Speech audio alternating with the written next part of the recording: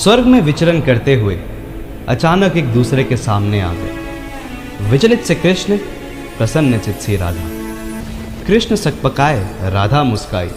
इससे पहले कृष्ण कुछ कह पाते, राधा बोल उठी, कैसे हो द्वारकाधीश। इससे पहले कृष्ण कुछ कह पाते, राधा बोल उठी, कैसे हो द्वारकाधीश। अब जो राधा उन्हें कान्हा कान्हा कह के बुलाती थी, उसके मुख से द्वारकाधीश का संबोधन उनको भीतर तक घायल कर गया। फिर भी किसी तरह अपने आप को संभाल लिए और बोले राधा से, मैं तो तुम्हारे लिए आज भी कान्हा हूं, तुम तो द्वारकाधीश मत कहो, आओ बैठते हैं, कुछ मैं अपनी कहता हूं, कुछ तुम अपनी कहो। सच कहूं राधा, सच कहूं राधा, जब जब तुम्हारी याद आया करती थी, तब तब इन आंखों से आंसुओं की बूंदें निकला करती थी। सच कहूं राधा, जब जब तुम्हारी याद आया करती थी, तब तब इन आंखों से आंसुओं की बूंदें निकला करती थी।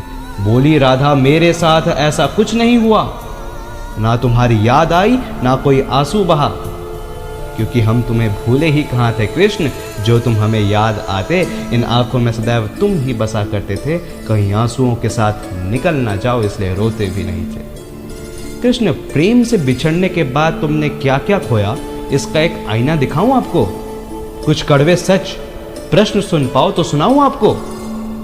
कृष्ण, कभी सोचा इस तरक्की में तुम कितने पिछड़ गए। यमुना के मीठे पानी से जिंदगी शुरू की और समुद्र के खारे पानी तक पहुंच गए। यमुना के मीठे पानी से जिंदगी शुरू की और समुद्र के खारे पानी तक पहुंच गए। एक उंगली पर चलने वाले सुदर्शन चक्र पर भरोसा कर लिया और 10 उंगलियों पर चलने वाले बांसुरी को भूल गए। कृष्ण, जब तुम प्रेम से जुड़े थे ना, तो जो उंगली गोवर्धन पर्वत को उठाकर विनाश से बचाया करती थी, वही उंगली प्रेम से बिछड़ने के बाद क्या क्या रंग दिखाने लगी, सुदर्शन चक्र उठाकर विनाश के काम आने लगी।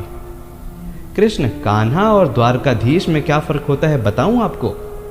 कान्हा होते तो तुम सुदामा के घर जाते, सुदामा तुम्हारे घर कभी नहीं आता।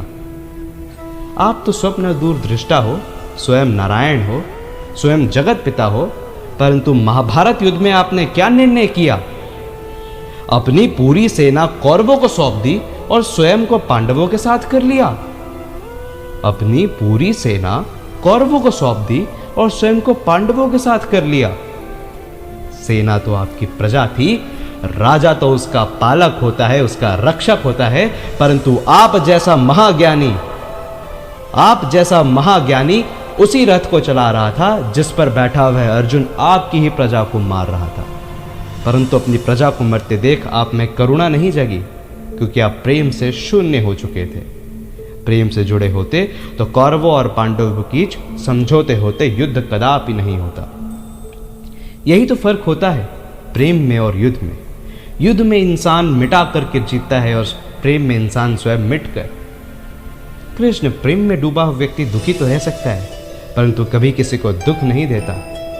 आज भी धरती पर जाकर देख लो, आज भी धरती पर जाकर देख लो अपने द्वारकाधीश वाले छवि को, ढूंढते रह जाओगे। हर घर में, हर मंदिर में मेरे साथ ही खड़े नजर आओगे।